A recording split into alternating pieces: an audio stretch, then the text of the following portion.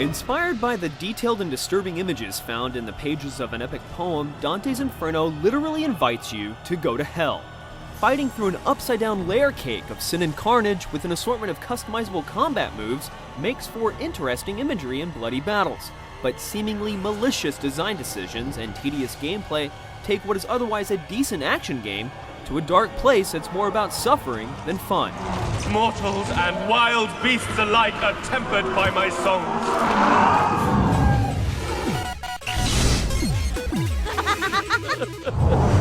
Face eternity. Soon you'll be joined by those whose lives you have ruined.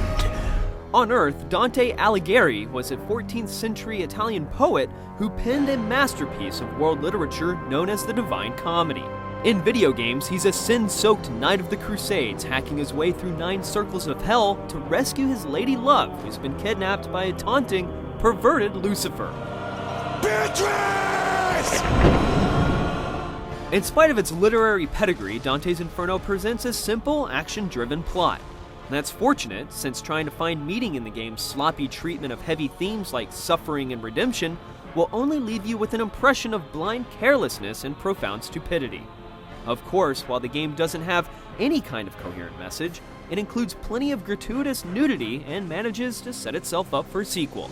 And I will not be damned like you.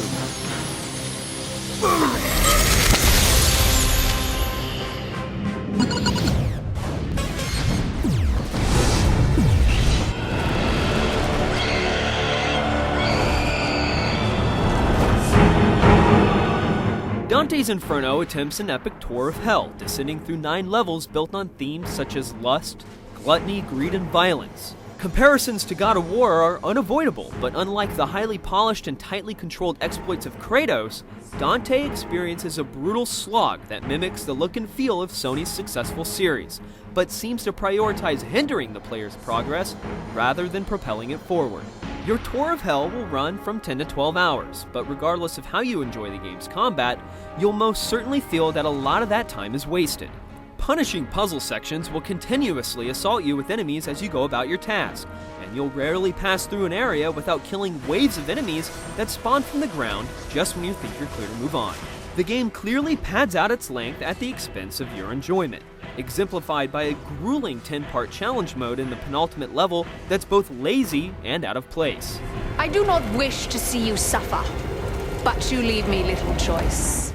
Most insultingly, the game robs you of even the smallest accomplishments you've made the moment you die.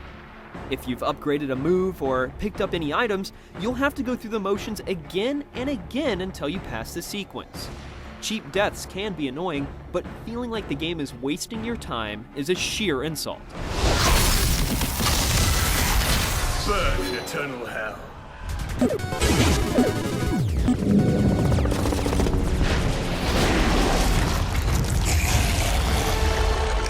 The constant combat in Dante's Inferno is largely patterned on successful action games, but there are original elements that can make killing off the devil's minions a pleasurable duty. An ability tree gives you substantial room to expand your offensive options, and the implementation of the Holy Cross as a secondary weapon that never runs out of juice makes it easy and fun to integrate into combos. Finally, relics that can slightly alter the way you play are hidden throughout the game, giving you some incentive to take your time and search out hidden paths. You'll face many different combinations of enemies that require varied techniques to vanquish, including counterattacks that duly reward time and finesse.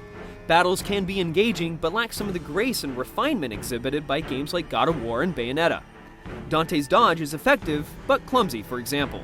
The constantly shifting range of your scythe and feeling of uncontrollable momentum to power attacks also detract from the smooth-flowing style of combat the game tries to achieve. The biggest gameplay failing is accentuated during the boss battles, a reliance on poorly implemented quick-time events.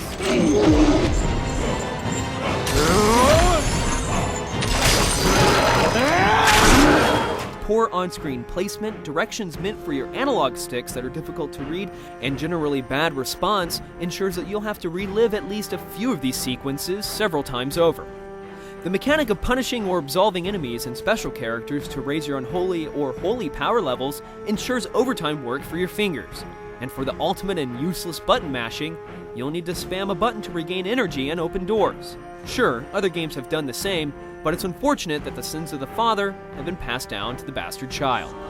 I have to set things right! Give up the little bitch, Dante. Once this dirty business is complete.